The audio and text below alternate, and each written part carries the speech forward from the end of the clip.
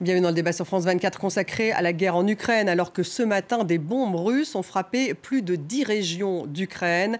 Les régions de Kiev, de Dnipro, de Lviv, de Kharkiv, d'Odessa ou encore Zaporijjia ont été touchées. Il y a eu au moins 6 morts. 40% des habitants de Kiev se sont retrouvés sans électricité. La centrale nucléaire de Zaporijjia a aussi été privée d'alimentation pendant plusieurs heures. Le ministère de la Défense russe a présenté ce bombardement comme une frappe de représailles massives.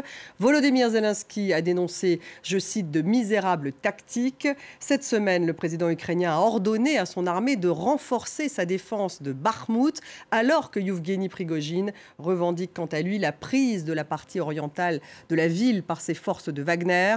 Côté diplomatique, Sergueï Lavrov a qualifié aujourd'hui de compliquées les négociations qui visent à prolonger l'accord sur les exportations de céréales ukrainiennes. Alors, où en est le rapport de force sur le terrain? Comment les Ukrainiens se préparent-ils à une contre-offensive? Quelle est la stratégie des Russes? Que se passe-t-il à Bakhmout? Est-ce la mère de toutes les batailles? L'accord sur les céréales pourra-t-il être reconduit? À quand la contre-offensive ukrainienne? C'est le titre de cette émission et on en débat avec mes invités. J'ai le plaisir d'avoir à mes côtés Oksana Mitrofanova. Bonsoir Oksana, docteur en sciences politiques, enseignante-chercheuse à l'INALCO, chercheuse senior également à l'Institut d'histoire mondiale de l'Académie nationale des sciences d'Ukraine à Kiev. Bienvenue.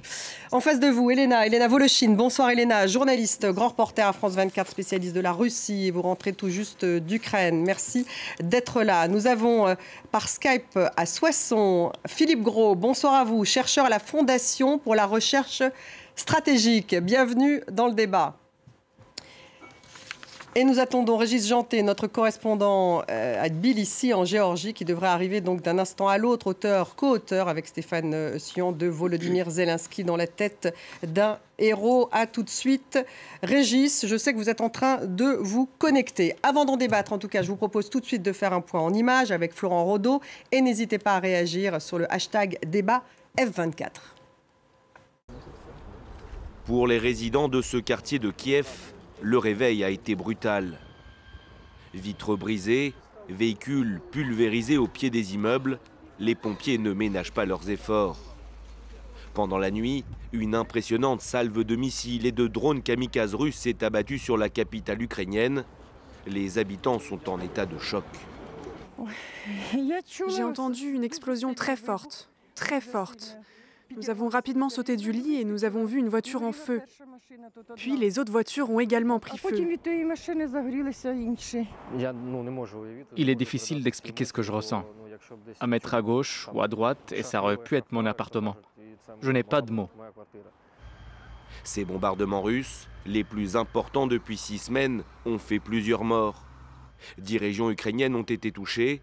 Parmi elles, Lviv, dans l'ouest, plutôt épargnées jusque-là, Dnipro, Mykolaïv ou encore Zaporijjia, où la plus grande centrale nucléaire du pays a été coupée du réseau national pendant quelques heures. De nombreuses infrastructures énergétiques ont également été visées à travers toute l'Ukraine, laissant des millions de foyers sans électricité. La nouveauté de ces frappes qualifiées de misérables tactiques par Volodymyr Zelensky, l'utilisation par la Russie d'au moins 6 missiles hypersoniques Kinjal.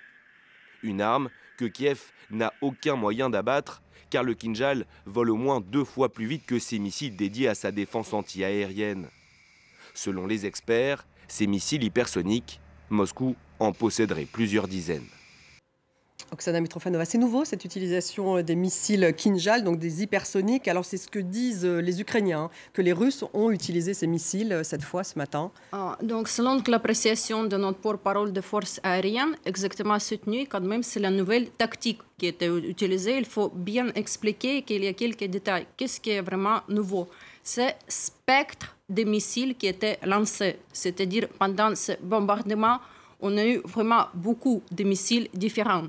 Par exemple, c'était 6 Kinjal, donc 6 Kinjal hypersoniques, dont missiles qui étaient pour jeter d'avions de MiG-31 et défense antiaérienne ukrainienne ne peut pas faire face à ça. Elle en a abattu 34 sur les 81, c'est ce que disent les Ukrainiens. Oui, mais je continue. Ensuite, il y a un missile qui s'appelle X-22. Donc, X-22 aussi, on ne peut pas abattre. Donc, on est clair sur ce point-là, les forces ukrainiennes, X-22 ne peut rien faire. Et aussi, il nous reste le système qui se trouve sur le sol, donc pas loin des fronts, qui s'appelle S-300. Donc, déjà, pendant ces frappes, 3 types d'armes, on ne peut pas faire face. Mais, à part ça, bien sûr, on a lancé plein d'autres missiles différents. Donc, à peu près, au total, c'était 81 missiles qui étaient lancés. Par les Russes. Par les Russes, oui. Et donc, les autres types de missiles croisières, on a abattu d'autres types de missiles. Ensuite, drones, donc à peu près, il me semble, 8 drones qui s'étaient projetés, Shahid, et 4 étaient abattus. Donc, spécificité, c'est exactement le spectre très large de missiles qui étaient lancés. Et parmi ces spectres, 3 types qu'on ne peut pas abattre. Et aussi, quand on lance beaucoup de missiles comme ça affaiblit un peu ces systèmes de défense aérienne parce qu'ils sont projetés des avions, ils sont projetés des navires, mais aussi c'est S-300 qui se trouve sur le sol. C'est un peu délicat. Donc, ces tactiques, quand même, c'est assez efficace. Assez efficace. On reviendra bien sûr sur justement cet aspect militaire avec Philippe Gros. Avant cela, Elena, justement, le ministère russe de la Défense a présenté, parce qu'il a revendiqué bien sûr ces frappes, il a présenté ces frappes comme une frappe de représailles massive, après ce que les autorités russes ont qualifié d'attaque terroriste la semaine dernière de la part de, je cite, nationalistes ukrainiens infiltrés dans la région de Bryansk, région donc frontalière de l'Ukraine en Russie. On en avait parlé d'ailleurs sur cette antenne. Oui, effectivement. Donc, ils ont qualifié cela de frappe de la vengeance, ce qui est un discours biaisé par définition, puisque la Russie n'a pas à chercher à se venger de l'Ukraine, puisque c'est elle qui attaque et qui agresse l'Ukraine à la base. Donc ça, c'est le discours russe biaisé qu'on connaît d'inversion des rôles de l'agresseur et de l'agressé. On le sait, mais c'est quand même important de le souligner. Après, effectivement, quel a été le déclenchement par rapport à ce discours? C'est qu'il y a eu cet attentat par un groupe qui s'est revendiqué comme étant le corps bénévoles russes, c'est-à-dire des combattants russes passés combattre aux côtés des Ukrainiens en Ukraine et qui auraient mené cette incursion sur le territoire russe pour dire qu'ils veulent de cette façon renverser le régime de Poutine. On ne va pas revenir sur le profil de ces combattants. Ce sont des nationalistes. Ce sont des ultranationalistes, ce sont des néo-nazis et apparemment ils agissaient en tout cas, ils disent agir pour leur propre compte, ils disent n'être en aucun en aucun cas liés au service secret ukrainien malgré ce qu'affirme la Russie.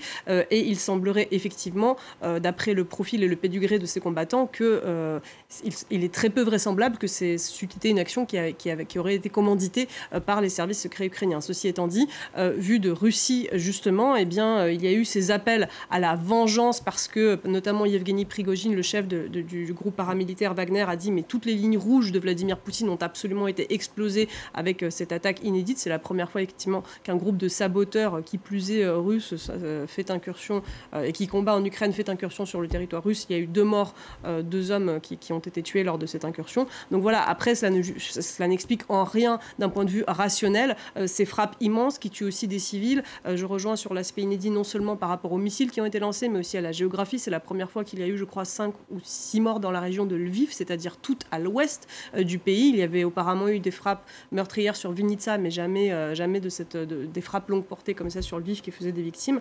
Donc effectivement, c'est absolument inédit, malgré le fait qu'on a vu aussi, n'est-ce pas, tout au long de l'hiver, à commencer par le 10 octobre et la frappe que aussi les Russes avaient qualifiée de frappe de représailles à l'attentat contre le pont de Crimée. Il y avait eu toute cette vague de frappes de missiles longue portée tout au long de l'hiver contre des infrastructures énergétiques en Ukraine, mais c'est la première fois effectivement qu'elles ont cette ampleur. Philippe Gros, vous qui êtes un peu le spécialiste militaire à la Fondation pour la recherche stratégique de ce plateau, qu'est-ce qu'il y avait effectivement de très nouveau dans cet ensemble de frappes russes? Est-ce que les missiles hypersoniques, comme l'expliquait Oksana, sont extrêmement difficiles à repérer? Et pour les Ukrainiens, c'est compliqué de répondre à ce type de frappe. Oui, tout à fait. Je suis entièrement d'accord avec ce qui a été dit. Il y a effectivement un missile hypersonique et d'une part difficile, c'est pas tant à détecter, mais à poursuivre d'une part par les radars et d'autre part, il n'y a pas en l'état dans l'inventaire de la défense ukrainienne un système solaire qui est capable d'abattre ces engins-là. Mais c'est également le cas, comme votre invité l'a très bien dit, c'est également le cas des missiles sol-air S-300 russes utilisées en sol-sol, non pas en fonction solaire, mais en fonction sol-sol, qui portent à 100 km, qui ont été utilisées à Kharkiv. C'est aussi le cas des missiles Kh-22, qui ont été également mentionnés, qui sont pour le coup des missiles anti-navires et qui sont des missiles supersoniques, donc qui vont plus vite que le son, qui sont moins rapides que les Kinjal. Et dans ces différents cas, la défense ukrainienne la défense ukrainienne n'a pas les moyens d'intercepter ces engins-là. Par contre, elle a les moyens d'intercepter les missiles de croisière, elle l'a encore montré, les missiles de croisière calibre qui ont été tirés depuis la mer Noire, les missiles de croisière Kh-101, Kh-555 qui ont été tirés par les avions russes. Et puis il y a eu aussi d'autres missiles tirés, des missiles tactiques de plus courte portée, et notamment des missiles anti-radar pour tenter d'abattre, tenter de détruire un certain nombre de radars de la défense aérienne ukrainienne. Donc c'est un peu, pardonnez-moi, c'est un peu le talon d'Achille donc des Ukrainiens quand il y a ce type de missiles utilisés par les Russes. Oui, tout à fait. Fort heureusement pour les Ukrainiens, les Russes n'en ont pas beaucoup, enfin pour autant qu'on sache. Effectivement, comme le disait votre reportage, ils ont un tout petit stock de Kinjal. Les Iskander, on voit ce qui est notable, c'est de voir les Russes n'ont pas tiré. C'est que les Russes n'ont pas tiré d'Iskander, c'est-à-dire un missile qui est sol-sol. Et qui lui aussi ne peut pas être intercepté. En l'état, par la défense ukrainienne, ils ne les ont pas tirés parce qu'ils en ont plus. Probablement, ou en tout cas très peu, plus exact. Ils ont un stock probablement réduit, il faut rester prudent, mais probablement très réduit d'après toutes les estimations qui sont faites, et donc ils ne les ont pas utilisés. En fait, la logique de l'attaque russe par salve massive, c'est pourquoi est-ce qu'ils utilisent ce mix de missiles. D'une part, il y a besoin d'utiliser des salves massives pour tenter de saturer la défense ukrainienne, la défense solaire. Et en même temps, il faut pouvoir avoir des engins qui vont presque à coup sûr, on va dire, percer cette défense pour tenter de réaliser les effets que veulent réaliser les Russes, c'est-à-dire des effets de perturbation des réseaux d'infrastructures et in fine de frappe de terreur. Voilà, il n'y a pas de discussion là-dessus. Régis, vous êtes parmi nous, me semble-t-il, Régis Janté, correspondant de RFI France 24. Je le disais, co-auteur du livre Volodymyr Zelensky dans la tête d'un héros. À Tbilissi, il y a des manifestations monstres encore aujourd'hui devant le Parlement. Le Kremlin s'est dit préoccupé d'ailleurs par ces manifestations. Est-ce que c'est une manière pour la Russie de faire pression sur les autres pays, sur les pays voisins, alors qu'au même moment, elle mène ce type de frappe russe en Ukraine ?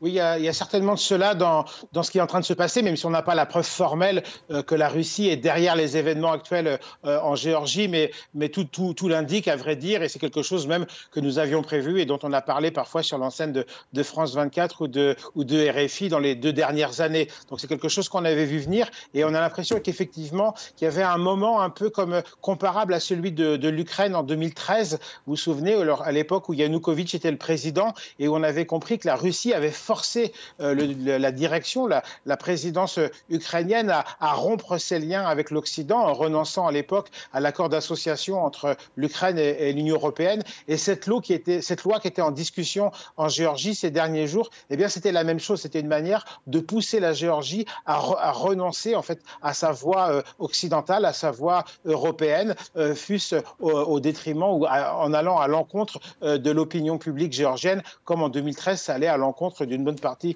de l'opinion publique ukrainienne. Donc il y a sans doute de cela de la part de la Russie, la volonté de montrer à tout l'ancien espace soviétique et au monde entier, à vrai dire, eh bien, que c'est son espace, c'est sa chasse gardée, son étranger proche, comme on dit en Russie.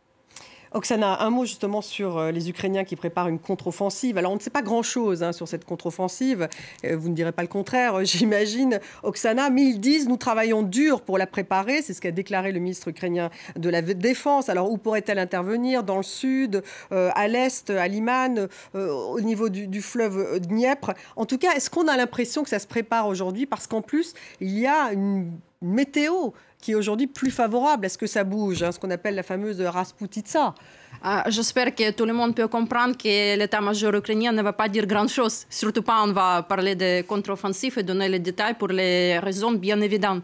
Mais qu'est-ce qui est important? Enfin, ils disent qu'il va y en avoir une. Mais on va voir, mais qu'est-ce qui est important quand même pour la préparation, c'est exactement l'aide d'équipement militaire qui vient de l'Occident. Donc, les préparations, on peut dire aussi, ce qui est important, c'est la formation des équipes qui se poursuit maintenant en Occident. Et c'est l'équipement qui va arriver. Il s'agit de chars. Et... Par exemple, justement, les chars britanniques, quand vont-ils arriver, les fameux Challenger? On a une idée? Déjà, par rapport à ce qu'il s'agit de chars légers français, un MX-10, par exemple, c'est plus clair, c'est maintenant. C'est plus ou moins maintenant, le processus a déjà commencé, les équipes sont fermées. Les chars français arrivent en ce moment en Ukraine? Oui, mais les chars légers, je précise, un MX-10, c'est qui sont les chars légers. Mais aussi, c'est qu'il s'agit de la France, c'est qu'il s'agit de Léopard aussi. Donc, la Pologne, voilà, donc c'est déjà... La Pologne fournit mais c'est que le début, pour l'instant, c'est pas suffisant. C'est qui est arrivé, bien sûr, en Ukraine, donc c'est qu'il s'agit d'un MX-10 et de Leopard. Pour l'instant, c'est pas suffisant. Et quand même, il faut prendre en compte qu'il y a le problème avec l'aviation. Le problème avec l'aviation, ce n'est pas résolu. C'est un grave problème. Et même s'il y a la décision politique, on peut imaginer, par exemple, la décision politique, il y a le temps pour former les pilotes, pour préparer les pistes et préparer des ingénieurs. Donc, du coup, ça peut durer encore. Ça peut durer encore. Et je vous ferai réagir, Elena. Mais Philippe Gros, puisqu'on parle militaire, j'ai lu quand même, les Américains, manifestement, font participer les Ukrainiens à des War Games. Ça se passe sur la base de Wiesbaden en Allemagne. Donc, il y a un certain nombre de simulations. Est-ce que c'est justement pour préparer cette contre-offensive ukrainienne? Très probablement. Très probablement. De ce que j'ai cru comprendre, les Américains accueillent les Ukrainiens pour ce qu'on appelle faire en planification une analyse des modes d'action. Un mode d'action, c'est tout le schéma, si vous voulez, c'est le schéma de votre opération, séquencé, des différents effets que vous voulez réaliser, des différentes actions que vous voulez entreprendre pour réaliser ces effets, pour atteindre in fine les objectifs fixés. Donc c'est ça un mode d'action. Une fois que vous avez élaboré vos modes d'action, dans les processus de planification opérationnelle, il faut les tester. Il faut les tester avec les modes d'action de l'adversaire. Il faut faire un jeu action, réaction, contre-réaction, etc. etc. Et c'est ça que, de toute évidence, l'état-major de l'US Army en Europe, c'est à ça qu'il procède avec les Ukrainiens pour tester justement les différents modes d'action de l'offensive. Moi, je voudrais ajouter également un point quand même, c'est que, selon moi, oui, il est très clair que les Ukrainiens sont en train de constituer une masse de manœuvre.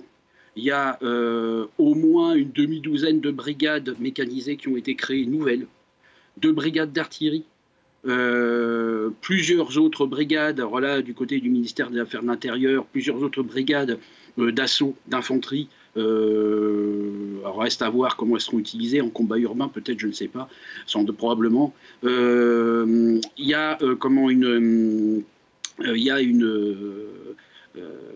y a comme ça plusieurs unités, toute une série d'unités qui sont créées, qui vont... Pardon, excusez-moi, oui. Oui, qui disent... Et en fait, ça sert quoi? À planifier les prochaines manœuvres, un peu, c'est ça le... En fait, toutes ces unités-là qui sont créées vont constituer la masse de manœuvre principale de l'offensive. Elena. La question, c'est leur armement personnel et leur armement en équipement, comme ça a été dit, c'est-à-dire les délais d'intégration, de formation des équipages et d'intégration des chars, des véhicules. Il n'y a pas que les chars, les véhicules blindés de combat d'infanterie sont tout aussi importants, et puis surtout la question des munitions. Ça, c'est le gros problème, de maintenir les stocks de munitions, les petits stocks de munitions dont les Ukrainiens disposent probablement, mais qui sont en l'état difficilement suffisant s'il faut en même temps mener cette offensive et en même temps tenir le front face à la poussée russe. Elena, un mot aussi sur la propagande, parce que c'est vrai qu'il y a aussi toute cette guerre informationnelle dont on parle beaucoup.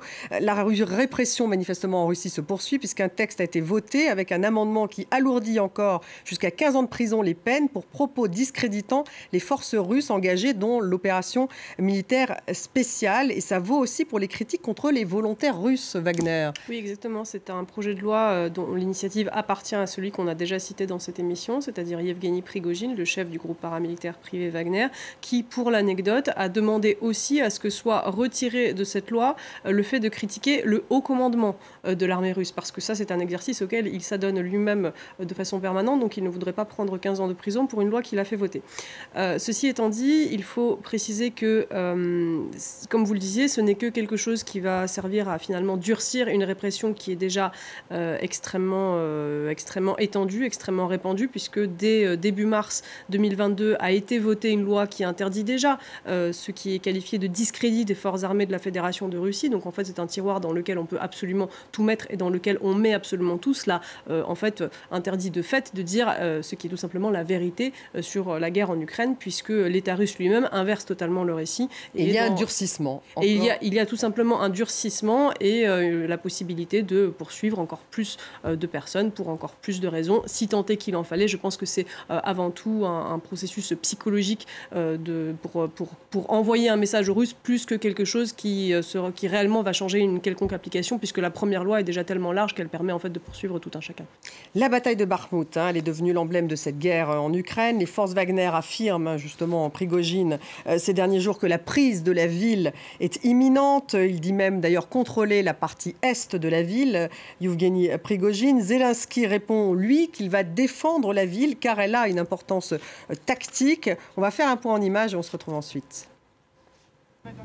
Aux abords de la ville de Bakhmout, ces soldats ukrainiens tirent sans relâche des dizaines d'obus. Toute la journée, ils visent les troupes russes, situées à 500 mètres de leur position. Notre objectif aujourd'hui est d'empêcher l'encerclement de Bakhmout. Et pas seulement nous ici, mais toute l'artillerie est utilisée pour empêcher l'ennemi d'encercler la ville complètement. Hier, au cours d'un combat, nous avons perdu notre commandant, un héros de l'Ukraine, qui a consacré toute sa vie à la résistance contre les envahisseurs russes.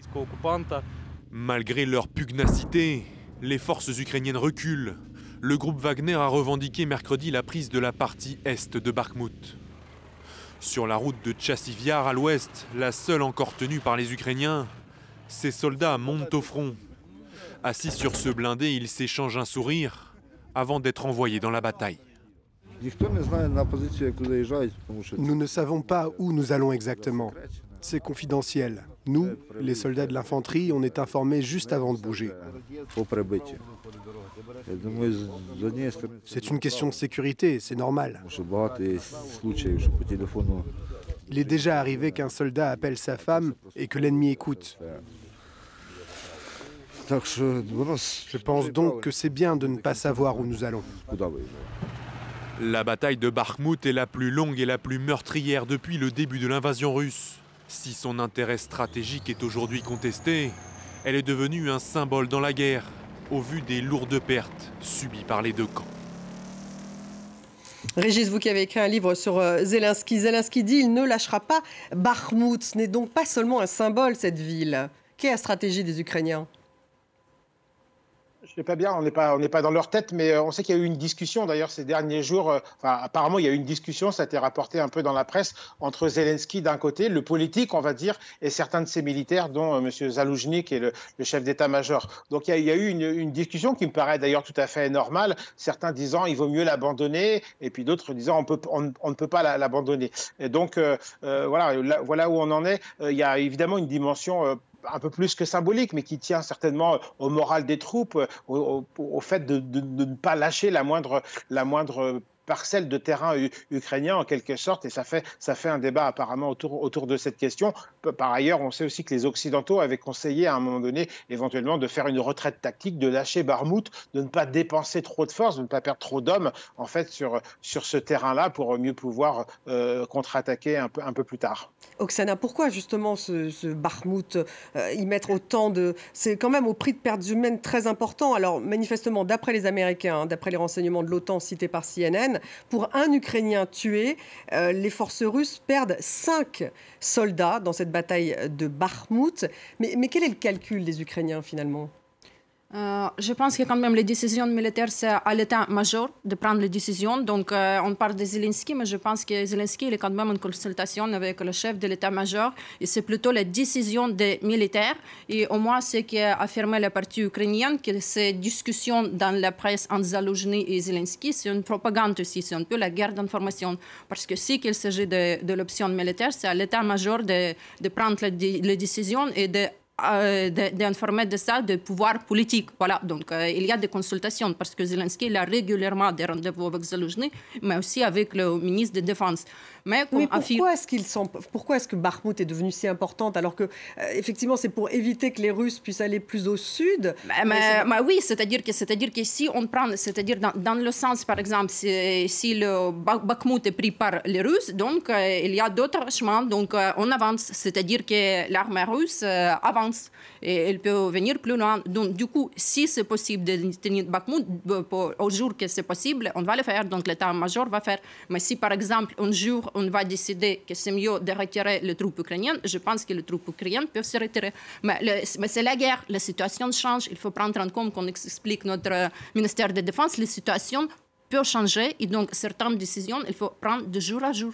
Philippe Gros, est-ce qu'il y a une importance finalement stratégique aussi à cette ville, attachée à cette ville de Bakhmout et pas seulement symbolique? Est-ce que, alors qu'on sait que les pertes humaines sont quand même très importantes, est-ce que l'idée c'est de faire en sorte que les Russes aient de nombreuses pertes humaines pour les épuiser? Ça serait ça un peu la stratégie ukrainienne? C'est-à-dire, effectivement, vous avez raison. On est là dans une guerre, dans une posture, pour l'instant, de la part des deux adversaires, dans une posture d'attrition, d'usure, où, en gros, chaque camp essaie d'infliger à l'autre un maximum d'usure, un maximum de pertes, pour réduire ses capacités de combat. Maintenant, alors après, on n'est pas, comme ça a été dit, on n'est pas dans la tête de l'état-major ukrainien et des discussions politico-militaires entre Zelensky et l'état-major. Cela étant, cette dimension de guerre d'usure, elle est fondamentale. Et je pense que du côté des Ukrainiens, enfin en tout cas on peut en faire l'hypothèse, il y a un arbitrage difficile à faire entre, je dirais, la rentabilité de la défense en termes de guerre d'usure à Bakhmout, où les Russes sont en train de dilapider une part énorme de leur capacité, sur lesquelles ils insistent beaucoup parce qu'ils ont également quand même avancé. Et en même temps, donc il y a jusqu'où aller dans l'usure des forces russes sans se faire user trop soi-même. Là encore, il faut mettre ça en liaison avec la volonté chez les Ukrainiens de conserver une quantité d'unités et pour pouvoir constituer cette masse de manœuvre dont je parlais pour mener la contre-offensive. C'est un arbitrage délicat à mener. Pourquoi la discussion a eu lieu maintenant? Parce qu'il semble que avant que les Ukrainiens cèdent au nord et au sud aux assauts d'infanterie de Wagner, avant que les Ukrainiens finissent par céder, l'attrition était clairement à leur avantage.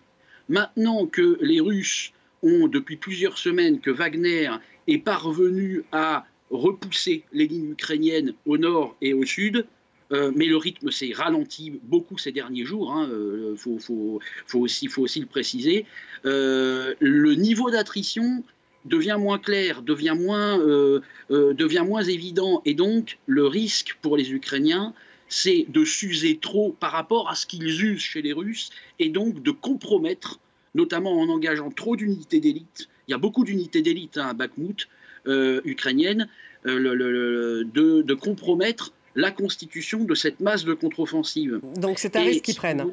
C'est ce que vous dites. Voilà, en fait, c'est une question d'arbitrage. C'est une question. Et là, il y a sans doute pas, comme toujours, il n'y a pas de solution optimale.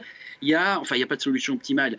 Il n'y a pas de solution parfaite. Il y a simplement un arbitrage à mener avec, effectivement, aussi les considérations politiques. Ne pas laisser aux Russes. La guerre, ça se joue aussi dans la sphère mentale et morale.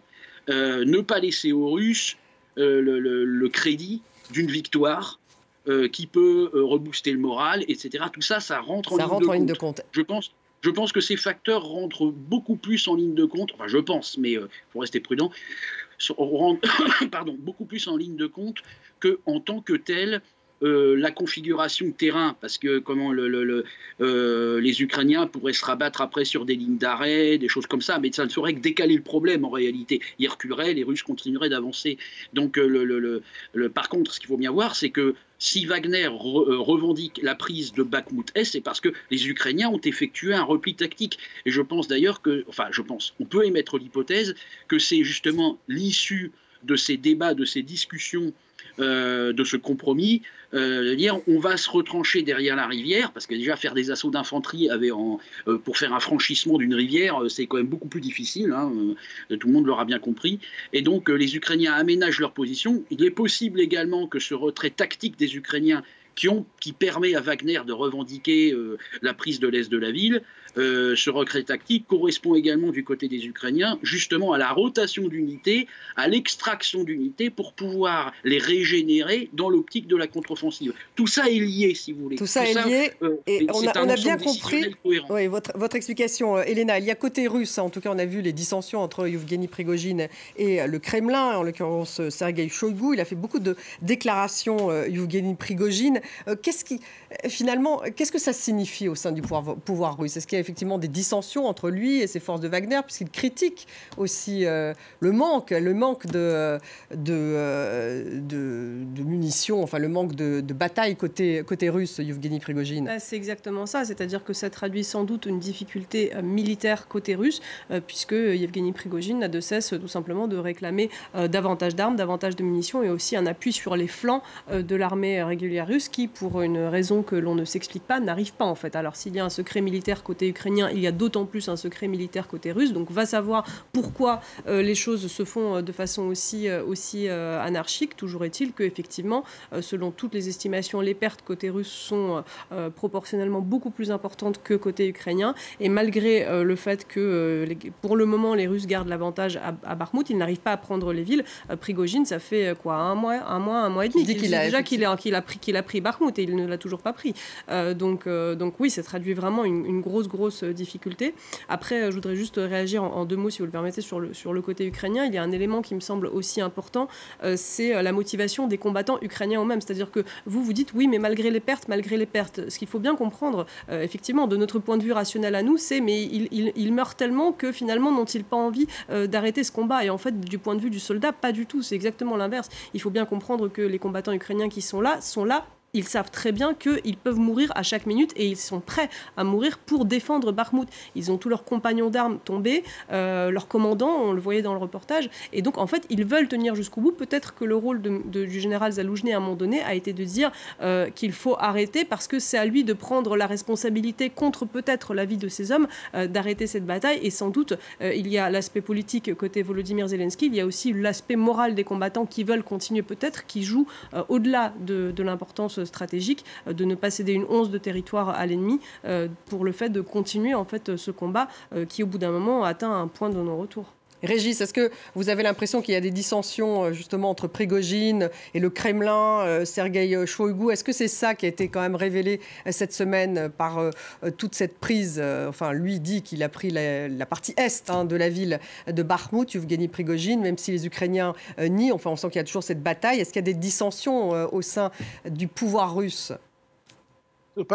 C'est peut-être pas le mot dissension qui est le plus juste en réalité, puisque la manière dont M. Poutine a créé son système, son régime, est fait de telle nature qu'en fait, chaque grand acteur du système, de ce qu'on appelle parfois l'élite russe, est en concurrence l'un avec l'autre. La bagarre entre le ministère de la Défense russe et Yevgeny Prigojine remonte à 2016, je crois déjà, en Syrie, où on a eu des épisodes où manifestement les uns et les autres n'étaient pas d'accord, et parfois ça même été sanglant. Ça a conduit à la mort notamment de wagnéristes, comme on dit parfois. Donc c'est vraiment lié intrinsèquement au fonctionnement du système de M. Poutine. Dans d'autres domaines, moi qui suis par exemple beaucoup le domaine du pétrole, j'ai vu souvent des bagarres entre des gens très proches de M. Poutine, avec des bagarres féroces, alors qu'ils peuvent être dans les tribunaux, par médias interposés, avec des compromates, des informations compromettantes les uns sur les autres. C'est vrai entre M. Sechin, par exemple, qui est un des grands acteurs du pétrole russe, contre M. Tokarev, qui est l'homme qui tient les pipelines publics en Russie, et ils se livrent une bagarre sans pitié l'un et l'autre. M. Sechin s'attaque aussi à M. Timchenko, qui est un vieil ami de M. Poutine et qui fait du trading, du commerce de pétrole. Donc c'est vraiment intrinsèque au fonctionnement. C'est pas une dissension en tant que telle. Ça ne met pas en péril, je crois, l'existence même du régime, mais chacun effectivement joue avec des cartes et véritablement de manière très dure l'un contre l'autre. Une question d'un internaute. Pour vous, je pense, Philippe Gros, l'OTAN serait-il incapable de fournir à l'Ukraine les moyens de stopper les bombardements? Il y a des... Alors, il y a les fameux missiles patriotes qui auraient probablement plus d'effet contre une partie des missiles russes les plus véloces. Le problème est que contre les missiles hypersoniques, il n'y a probablement pas de solution en l'état. Les Américains, ils travaillent pour l'avenir, mais enfin en l'état, il n'y a pas trop de solution probablement. Alors, en tout cas, contre les missiles, oui, c'est ce que vous expliquez. Ouais, il y a effectivement, ça dépend des missiles envoyés par les Russes. Hein. Encore une fois, le dispositif ukrainien, il est quand même. Enfin, faut pas perdre de vue qu'il est d'une redoutable efficacité. Oui. Tout ce qui est missiles de croisière, drones, etc., la plus grande majorité est abattue. Les missiles qui parviennent à passer sont très peu nombreux. Par contre, typiquement, si vous avez, alors là, j'ai vraiment pas d'éléments de certitude là-dessus, mais par exemple, prenez les missiles, je vais parler des missiles S-300, je pense que les Patriotes j'imagine que les Patriotes pourraient sans doute les intercepter, j'imagine. En tout cas, Petit problème de liaison avec vous. Il y a un problème. Oui. Problème qui se pose également de masse de missiles. Hein. Oui. Il y a un problème d'usure, c'est-à-dire que... Vous en avez déjà parlé, Philippe Gros, je me permets de vous couper. Autre question d'un internaute, peut-être pour Elena, quel est le plan de l'Ukraine pour l'évacuation de la population vu que les frappes russes sont plus intenses? Vous avez vu ça sur le terrain? Oui, alors il y a la question des corridors, tout simplement. C'est de permettre, dans des zones de combat, aux civils de quitter les zones. Après, je crois que les Ukrainiens ont donné l'obligation aux enfants, c'est ça, hein, et seulement aux enfants, pas aux personnes âgées, de quitter les zones qui sont en proie à de violents combats. Il y a beaucoup d'ONG qui travaillent sur ces évacuations, au péril de leur vie d'ailleurs, parce que c'est extrêmement dangereux. Le gouvernement ukrainien aussi met en place des choses pour évacuer les civils. Et le credo du gouvernement ukrainien, alors je parle sous le contrôle d'Oksana qui en parlera sans doute mieux, mais c'est de dire toujours les civils doivent quitter les zones de combat. Volodymyr Zelensky revient régulièrement dessus et même parfois s'énerve en disant les civils qui restent dans les zones de combat, c'est inadmissible. Vous mettez non seulement vos vies en danger, mais aussi vous annihilez les capacités de notre armée à agir, puisque effectivement, l'armée ukrainienne a quand même le souci de la protection des civils, contrairement au camp d'en face, et du coup, ça les empêche de mener certaines opérations et ça les empêche de mener certains combats, justement parce qu'il y a des civils dans la zone. Ils encouragent effectivement que les civils se retirent de ces villes particulièrement bombardées. Enfin, à Bakhmout, il en reste quand même. Il y a beaucoup, surtout ce qui s'engage, c'est à l'égard des enfants, parce que malheureusement, les enfants sont dépendants des parents, ils ne peuvent pas partir seuls. Et donc, déjà, il y a beaucoup de cas, les enfants qui sont morts, que finalement, le gouvernement a pris la décision que, par obligation, au moins, il faut évacuer les enfants pour essayer de préserver de l'avenir de l'Ukraine. Mais bien sûr, les militaires l'expliquent comment et d'où il faut faire cette évacuation, parce que c'est très dangereux. Et on peut comprendre que c'est très difficile de quitter la maison, mais quand même, sauver la vie, c'est le plus important.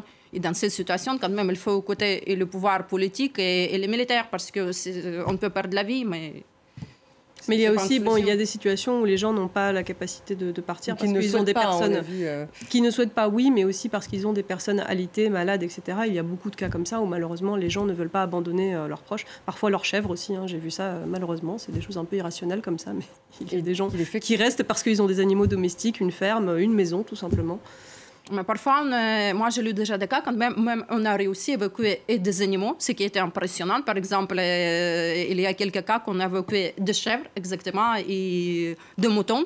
Et ils étaient déplacés finalement à l'Ukraine occidentale. Donc parfois, il y a des décisions qui sont un peu miraculeuses, on peut dire, mais ça arrive.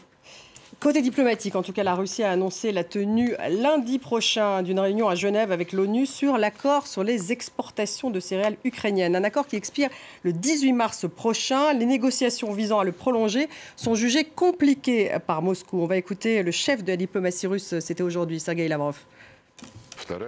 La deuxième partie de l'accord n'est pas du tout exécutée. Nos collègues occidentaux, les États-Unis et l'Union européenne déclarent pathétiquement lorsqu'ils sont interrogés à ce sujet qu'aucune sanction ne s'applique aux aliments et aux engrais. Mais cette position est malhonnête. Si nous parlons de l'accord, alors il s'agit d'un accord global. Vous ne pouvez renouveler que ce qui est déjà mis en œuvre. Et si l'accord est appliqué à moitié, alors la question de son extension devient plutôt compliquée. Régis, peut-être une réaction justement, vous qui êtes à Tbilissi, on sait que d'ailleurs il y a un certain nombre de marchandises qui passent par la Géorgie. Ça, c'est pas tout à fait avéré, à vrai dire. Ça a été véhiculé par la presse occidentale, mais l'article me semble était assez faible et on n'a pas beaucoup d'informations là-dessus. J'avoue que c'est un sujet que j'ai assez peu suivi ces derniers temps du fait des événements en Géorgie, donc je passe mon tour, si je puis me permettre. Alors les céréales, cet accord sur les céréales, a priori, Oksana Mitrofanova, il verra le jour ou pas? C'était un succès diplomatique quand même. Oui, c'est très important, mais il faut voir la suite. Parce que, bien sûr, le monde ou certains pays du monde sont quand même assez dépendants des céréales ukrainiennes, mais il faut voir qu'est-ce que c'est donc. Pour l'instant, c'est un peu difficile d'avoir une certitude. En tout cas, les Russes, pour l'instant, mettent plutôt des bâtons dans les roues. Ça ne va pas être simple, Elena. Oui, ça c'est l'objet cet accord céréaliste, c'est l'objet du chantage toujours effectué par Moscou qui accuse les Occidentaux et l'Ukraine de le bloquer, alors qu'en réalité, on se souvient du blocage qu'avait effectué la Russie, notamment de l'exportation par le port de Mariupol. Ça a été la dernière grosse crise sur cet accord, lorsque les Russes empêchaient en fait les exportations en disant que c'était la faute des Ukrainiens et des Occidentaux. Donc ça, c'est juste un levier de chantage, un levier de pression supplémentaire dans la botte de la Russie finalement autour de cette crise. Mais finalement, on voit que les Russes finissent aussi par céder parce que derrière, il y a aussi tous leurs alliés africains qui sont aussi dépendants de ces exportations, bien qu'il y a aussi les exportations russes vers ces pays, parce que la Russie est aussi un très très gros exportateur de blé. Donc il y a tout un aspect en fait stratégique, diplomatique, économique autour de cette question. Je ne sais pas si on a le temps de le développer, mais c'est effectivement une question très importante. Et Antonio Guterres, donc, qui était à Kiev hier, on va l'écouter, secrétaire général de l'ONU. La position des Nations Unies est claire. L'invasion de l'Ukraine par la Russie est une violation de la Charte des Nations Unies et du droit international. La souveraineté, l'indépendance, l'unité et l'intégrité territoriale de l'Ukraine doivent être maintenues selon ses frontières internationalement reconnues. Donc ça, c'est une base, ça, de négociation, ce que vient de dire Guterres. Parlons de souveraineté. De négociation sur quoi? C'est-à-dire, si par exemple, ces négociations à propos des céréales, c'est quelque chose, on peut dire, plus réel. C'est qu'il s'agit de négociations pour faire la paix. Pour l'instant, je ne vois pas comment on peut faire. Je ne vois pas parce que la Russie veut garder les territoires occupés. Mais l'Ukraine, bien sûr, elle ne veut pas céder les territoires occupés. Régis, il n'est pas question de négocier pour l'instant, en tout cas. Non, je crois qu'il n'en est absolument pas question, effectivement, avant longtemps. Je crois que c'est vraiment pas prévisible pour le moment, oui. Elena, on est sur des déclarations tout à fait classiques de principe d'un diplomate de l'ONU, à l'heure où est grandement remise en question la légitimité et le pouvoir surtout de cette organisation de faire quoi que ce soit, alors que la Chine et la Russie sont membres du Conseil permanent de sécurité. Ce que dit là Antonio Guterres, il l'a dit, il le redit, ce sont vraiment des déclarations de principe, il n'y a rien de concret, surtout à l'heure où en fait personne ne sait quelle serait finalement la formule diplomatique qui permettrait une issue à la guerre, puisque l'Ukraine n'est pas prête à céder une once de son territoire et que en fait personne, ni entre les Russes ni entre les Ukrainiens, si vous voulez, on ne voit de compromis possible.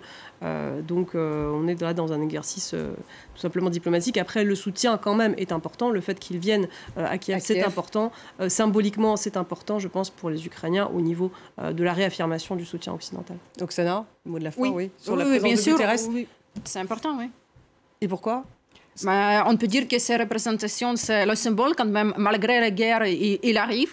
Et il arrive le secrétaire général, il y a la présence quand même physique c'est très important. Et aussi, quand même, il y a la possibilité de certaines négociations, par exemple, dans les questions pratiques comme les céréales. C'est quelque chose de pratique, c'est quelque chose de réel. Peut-être, ça, c'est possible. Peut-être que voilà, c'est pas pour rien tout de même. Ça peut aider de bloquer un peu ou continuer la vente de céréales parce qu'il y a quand même plein de pays qui sont dépendants. Donc protéger le monde cet accord c'est bien. Accord qui expire donc le 18 mars prochain. Merci beaucoup Oksana Mitrofanova d'avoir été avec nous, Elena Voloshin. Merci Régis Janté en direct de Tbilissi. Merci à vous Philippe Gros. Merci à vous tous de nous avoir suivis et restez avec nous sur France 24.